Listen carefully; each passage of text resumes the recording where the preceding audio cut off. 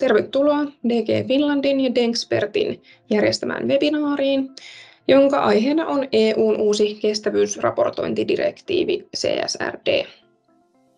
Minun nimeni on Anna Tuomisto ja toimin juristina ja konsulttina DG Finlandilla.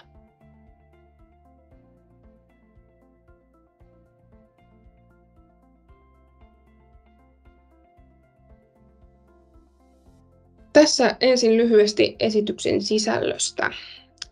Ihan aluksi tulen puhumaan teille uuden direktiivin taustasta yleisesti, minkä jälkeen kerron direktiivin tavoitteista ja direktiivin mukana tuomista muutoksista. Tämän jälkeen pureudutaan tarkemmin direktiivin aikatauluun sekä siihen, ketä direktiivi tulee koskettamaan. Sitten kerron lyhyesti raportoinnin sisällöllisistä vaatimuksista sekä valotan vähän sitä, että mikä on direktiivin tilanne Suomessa tällä hetkellä. Oman esityksen lopussa käydään vielä läpi sitä, mitä haasteita uusi direktiivi voi yrityksille mahdollisesti aiheuttaa.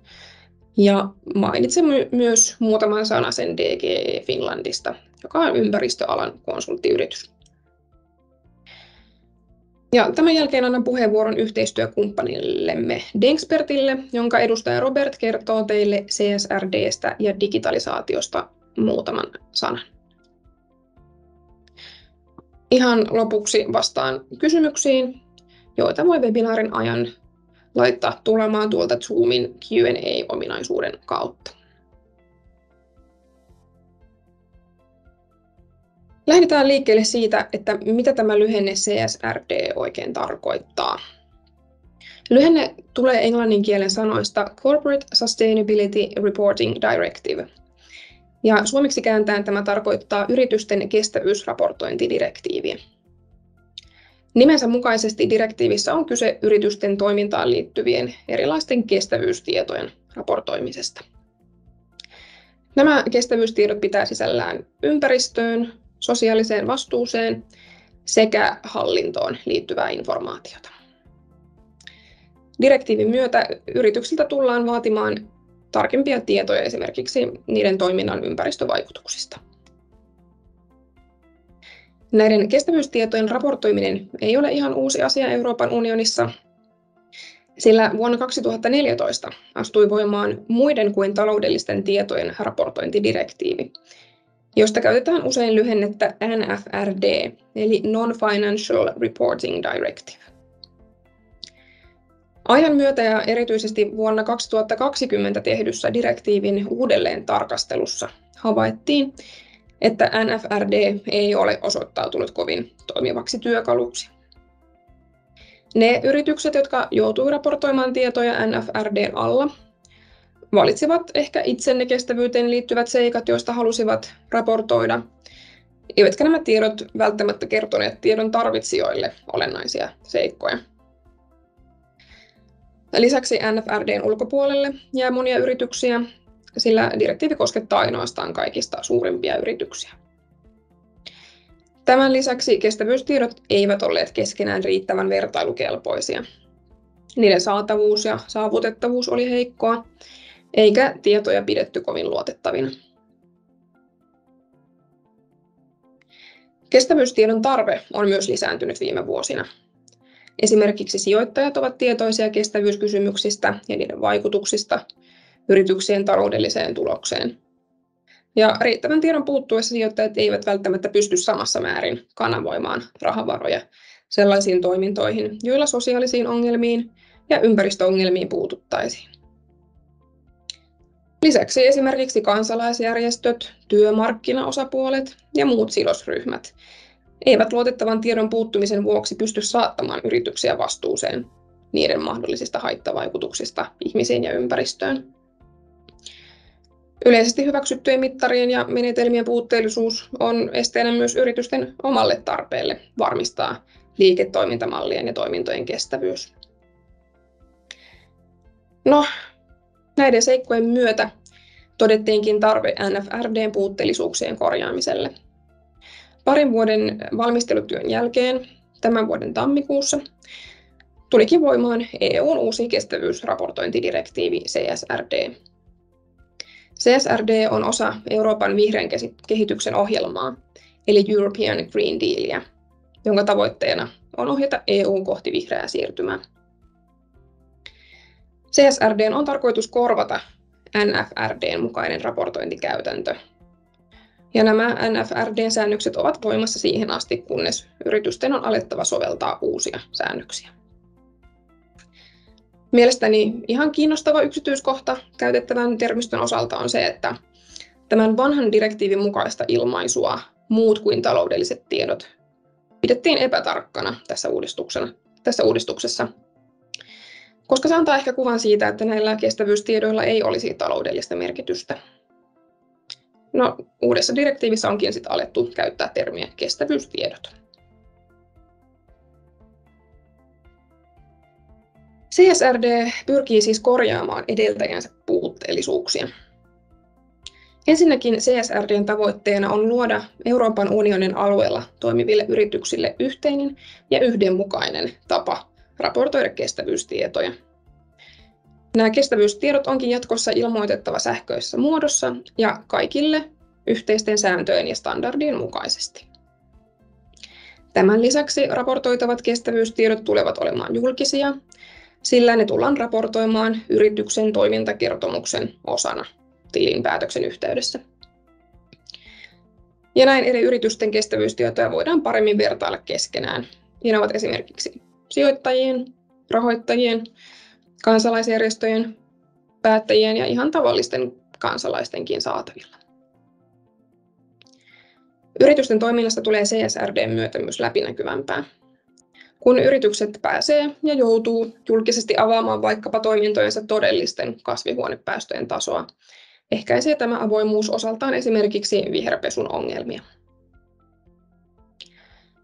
Tietojen suppeutta ja luotettavuutta koskevaan ongelmaan on pyritty myös puuttumaan. CSRD:n myötä yhä useampi yritys tulee kuulumaan raportointivelvollisuuden piiriin. Tästä kerron teille lisää vielä vähän myöhemmin. Yritykset eivät voi enää yhtä vapaasti myöskään valikoida, mitä tietoja he haluaa raportoida, sillä direktiivi velvoittaa raportoimaan yhteisten kestävyysstandardien mukaisesti. Tämän lisäksi riippumattoman ja ulkopuolisen tahon, usein tilintarkastajan, tulee varmentaa raportoitavat tiedot. Tätä ulkopuolisen tahon tekemää varmennusta ei ole aikaisemmin vaadittu. No, vaikka uusi direktiivi tarkoittaakin monelle yritykselle lisää työtä, niin kyllä yritykset myös hyötyvät tästä uudistuksesta. Laadukas kestävyysraportointi voi parantaa yrityksien mahdollisuuksia saada vaikkapa rahoituspääomaa. Lisäksi yritykset voivat oppia paremmin tunnistamaan ja hallitsemaan kestävyyskysymysten riskejä ja mahdollisuuksia. Tällainen säännöllinen ja julkinen kestävyysseikkojen raportointi velvoittaa yrityksiä ottamaan myös nämä kestävyysseikat entistä paremmin huomioon omassa toiminnassaan. CSRD:ssä ei olekaan kyse pelkästä raportoinnista, vaan ihan strategisesta muutoksesta koko yrityksen toiminnassa. Kestävyysasioita onkin jatkossa pohdittava yrityksissä entistä suunnitelmallisemmin.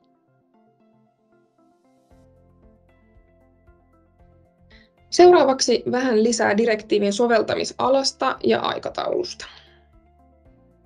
CSRD:n mukainen raportointivelvollisuus tulee voimaan asteittain. Ensimmäisessä aallossa raportointivelvollisuus alkaa koskettaa niitä suuria yrityksiä, joihin jo sovellettiin CSRD:n edeltäjää NFRD:tä. Ensimmäiseksi vuorossa ovat siis keskimäärin yli 500 henkilöä työllistävät yritykset, joiden arvopaperit ovat listattuna säännellyllä markkinalla, eli siis esimerkiksi pörssiin listautuneet yritykset. Lisäksi tässä ensimmäisessä vaiheessa raportointivelvollisuus tulee koskemaan yli 500 henkilöä työllistäviä luottolaitoksia ja vakuutusyhtiöitä.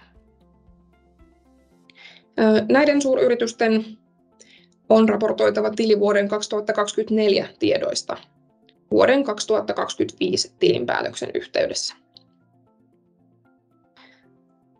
Ja seuraavaksi raportointivelvollisuuden piiriin astuu mukaan muut suuret yritykset, jotka ylittää vähintään 2 näistä 3 vakiintuneesta raja-arvosta.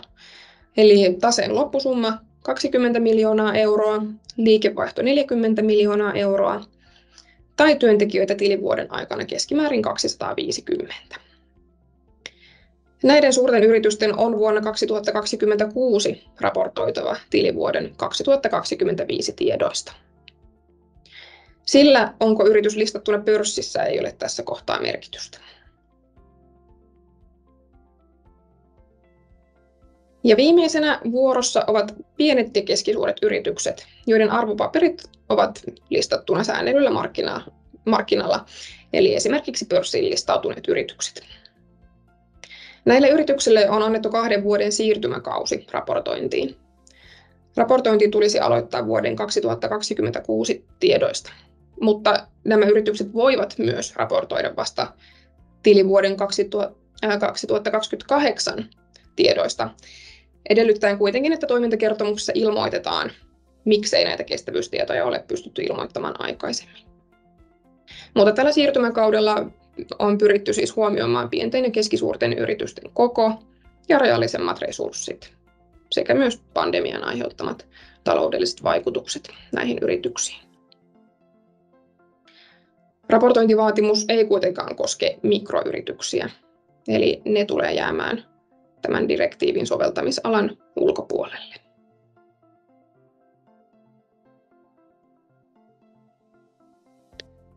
Seuraavana sitten olisivat EU:n ulkopuolelle asettuneet yritykset. Eli CSRD:n raportointivelvollisuus ulottuu myös niin sanottuihin kolmannen maiden yrityksiin. Raportointivaatimuksia sovelletaan sellaisiin EU:n ulkopuolella toimiviin yrityksiin, joiden nettoliikevaihto unionissa on yli 150 miljoonaa euroa ja joilla on tytäryritys tai sivuliike unionin alueella. Raportointivelvollisuus ulottuu sellaisten tytäryritysten toimintoihin, jotka ovat joko suuryrityksiä tai listattuja pieniä tai keskisuuria yrityksiä. Sivuliikkeen osalta tulee raportoida kestävyystiedot puolestaan vain, mikäli kolmannen maan yrityksellä ei ole tytäryhtiöitä EU:n alueella ja jos sivuliikkeen nettoliikevaihto on yli 40 miljoonaa euroa. Näiden kolmansien maiden tytäryritysten ja sivuliikkeiden on raportoitava tiedoistaan vuodesta 2028 alkaen. Näiden edellä mainittujen yritysten lisäksi voidaan katsoa, että direktiivi vaikuttaa välillisesti vieläkin laajempaan joukkoon yrityksiä. Yritysten on nimittäin CSRD:n mukaan paitsi raportoitava yrityksien omien toimintojen vaikutuksista, mutta myös merkittävimpiä haittavaikutuksia yritysten koko arvoketjusta. Eli tämä pitää siis sisällään yrityksen tuotteet ja palvelut, kuten raaka-aineet, ja myös liikesuhteet ja toimitusketjut. Näin ollen on mahdollista, että vaikka joku yritys ei suoraan kuuluisikaan direktiivin soveltamisalaan, on sen toimitettava kestävyystietoja jonkun yhteistyökumppaninsa kestävyysraporttia varten. Eli todellisuudessa tämä määrä, mitä CSRD tulee koskettamaan yrityksistä, niin voi olla yllättävänkin suuri.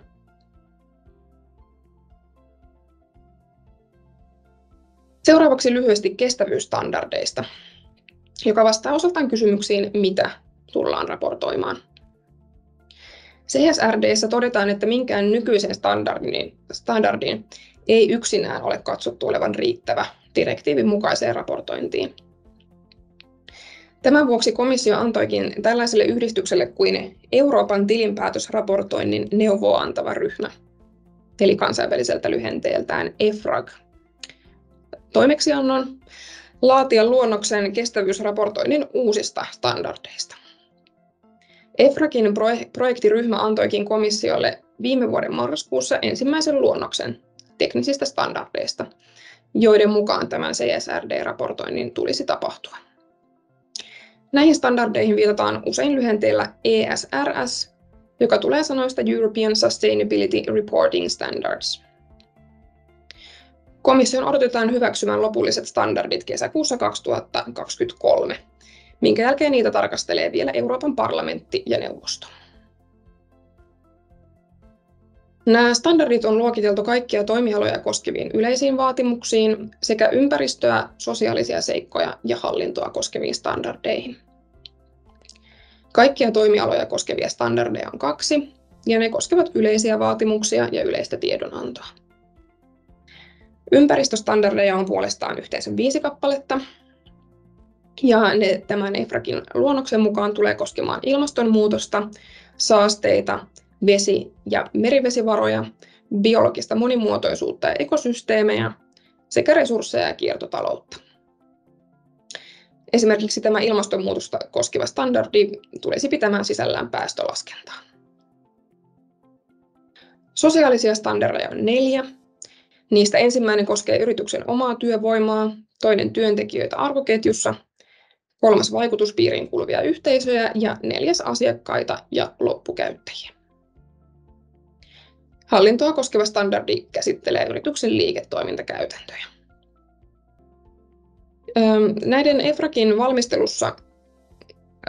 Näiden lisäksi siis EFRAGin valmistelussa on eräitä sektorikohtaisia erityisstandardeja vielä tulossa.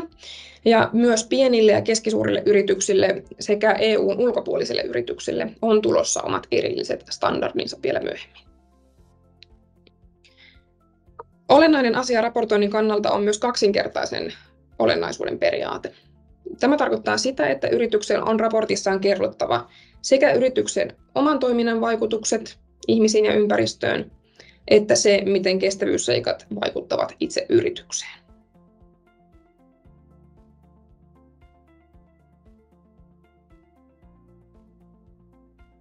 No, direktiivit eivät tule sellaisenaan voimaan jäsenvaltioissa, vaan ne pitää erikseen saattaa osaksi kansallista lainsäädäntöä. CSRD:n tilanne Suomessa on tällä hetkellä se, että säädöshanke on valmistelussa työ- ja elinkeinoministeriössä. Hallituksen esityksen luonnos on jo valmistunut ja se on nähtävissä muun muassa ministeriön nettisivuilla. Suomeen ei tule erillistä kestävyysraportointilakia, vaan CSRD:n vaatimukset tullaan sisällyttämään jo olemassa oleviin muihin lakeihin ja asetuksiin. Näin toimii itse asiassa myös CSRD itsekin. Eli jos käytte tutustumassa direktiiviin, niin saatatte huomata, että se on eräänlainen muutosdirektiivi. Eli CSRD siis tekee suurimmilta osin vain muutoksia muihin EU-direktiiveihin ja asetuksiin. Lakimuutokset pyritään saattamaan voimaan Suomessa mahdollisimman pian, sillä näitä velvoitteita sovelletaan jo vuoden 2024 tietoihin suurimpien yritysten osalta. Ja tämänhetkisten tietojemme mukaan ainakin 700 suomalaista yritystä tulee kuulumaan CSRD-suoraan soveltamisalaan. Ja tässä luvussa ei ole huomioitu arvoketjuja, eli esimerkiksi alihankkijoita, joilta ehkä tarvitaan kestävyystietoja myös.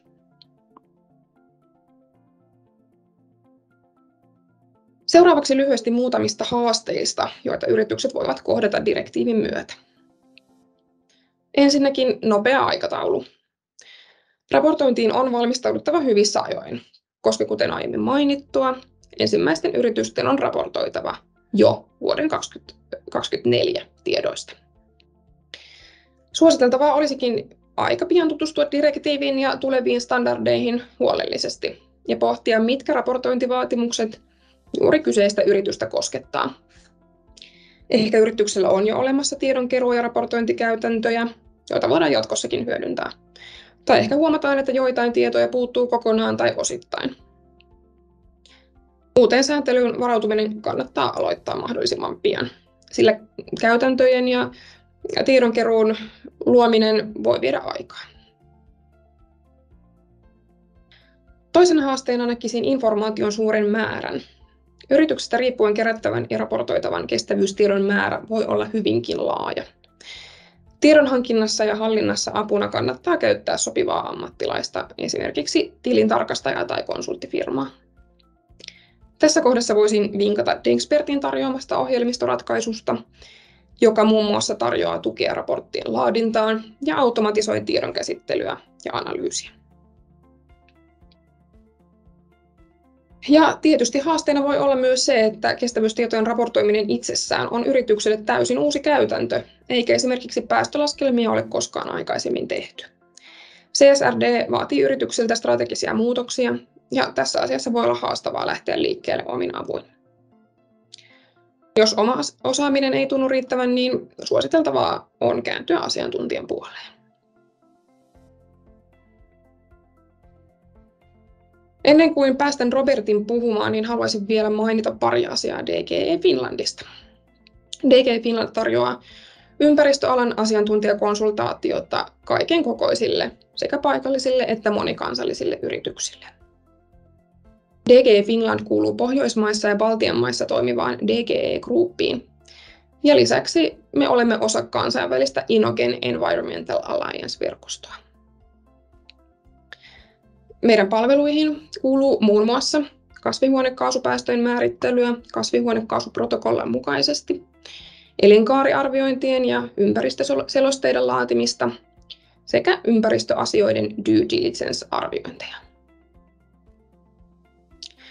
Esimerkiksi tilanteessa, jossa asiakas pohtii kestävyystietojen raportoinnin toteutusta ja siihen liittyviä kokonaisuuksia omalla kohdallaan, me voimme auttaa heitä saavuttamaan kestävän kehityksen tavoitteita ensin hahmottamalla strategiaa ja tavoitteita ja sitten kartoittamalla lähtötilannetta keskeisillä indikaattoreilla. Tämän jälkeen esteet ja mahdollisuudet huomioon ottaen luomme suunnitelman, jonka mukaan yhteisessä projektissa lähdetään etenemään. All right, I think we're done with my part. And next we could connect to Robert, our partner in Budapest. Robert will briefly tell us more about CSRD and digitalization. Here you go, Robert. Thank you, Anna, for the introduction. I also welcome our viewers on this webinar. Let me say a couple of sentences first about DANXpert. DANXpert is an environment, health and safety software provider with a strong expert network, like in Finland, our partners DGE. We work globally and have clients in 30 countries. We have from mid-sized local companies to large multinational, a wide range of clients.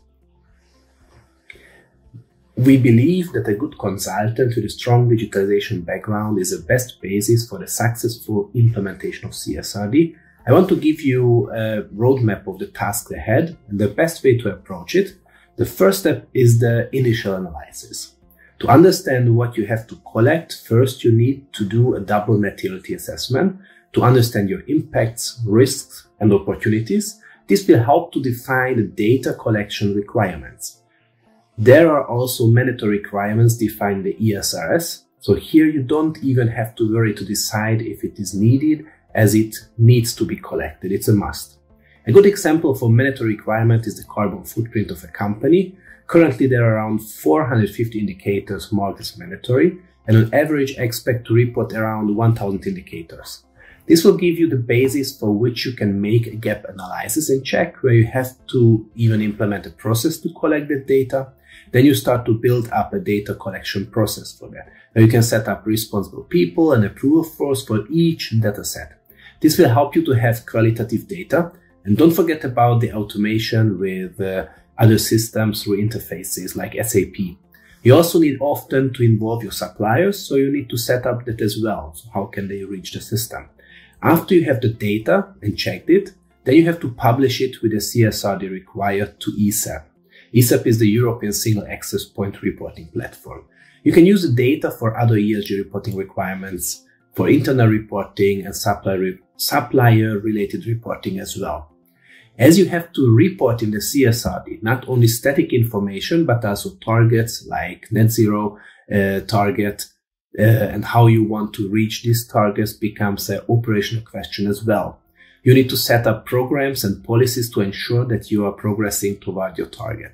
You will also get feedback from your stakeholders, which could change your strategy and also data collection structure, which brings me to the next point 5, where you can improve your data collection process with automation, fine-tuning, your KPIs, also changing your policies and business strategy. This is a very important aspect of the CSRD, that it should encourage you not only to use it as a reporting process, but also as a learning process. This is a huge business benefit, as you have one single truth aligning your ESG strategy. building on a year-over-year learning cycle, increasing the chance of reaching your targets. And then you can see from step 2 to 5, these steps are connected. It means that you start collecting your data again after you analyze it and you fine-tune it. And yes, for those with this management system mindset and experience, this is based on the PDCA cycle. So it's the plan, do, check, act cycle.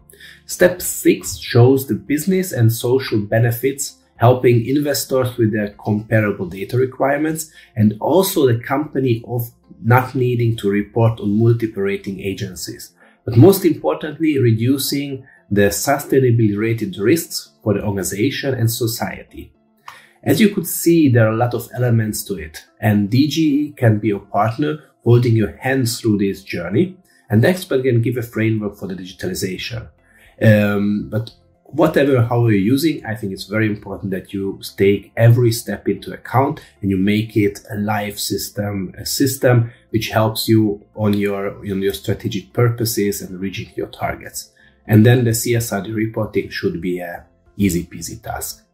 Thank you. That was my short overview of the CSRD process. And I'm giving back to you, Anna. Thanks, Robert. Tässä ehdittäisin vielä lopuksi ottamaan pari kysymystä. Tuli kysymys siitä, että kuka yrityksessä vastaa kestävyysraportoinnista? Direktiivin mukaan yrityksen hallinto ja johto ja valvontaelimet, niin näiden pitää olla kollektiivisessa vastuussa raportoinnista.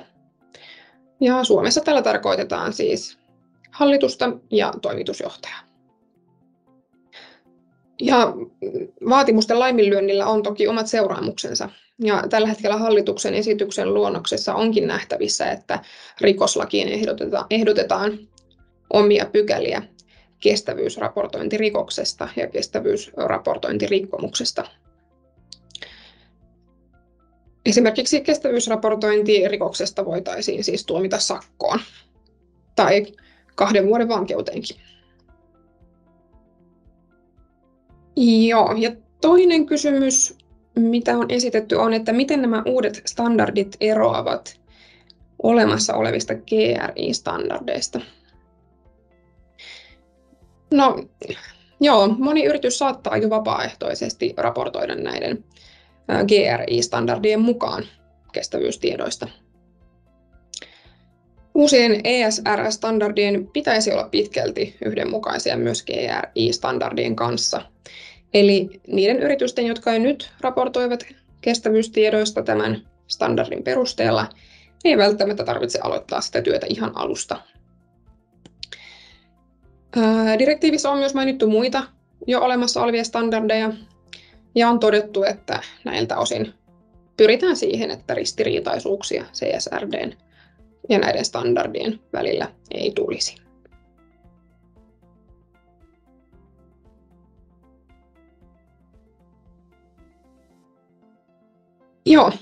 Kiitos kaikille kysymyksiä esittäneille. Pahoittelut, että ihan kaikkiin niihin ei tässä webinaarin aikana ehditty vastaamaan, mutta kysymyksiä esittäneille vastataan kyllä sähköpostitse webinaarin jälkeen. Ja mikäli teille tulee muuta kysyttävää CSRD:hen liittyen, niin voitte olla minun yhteydessä myös tuossa slaidilla näkyvään sähköpostiosoitteeseen.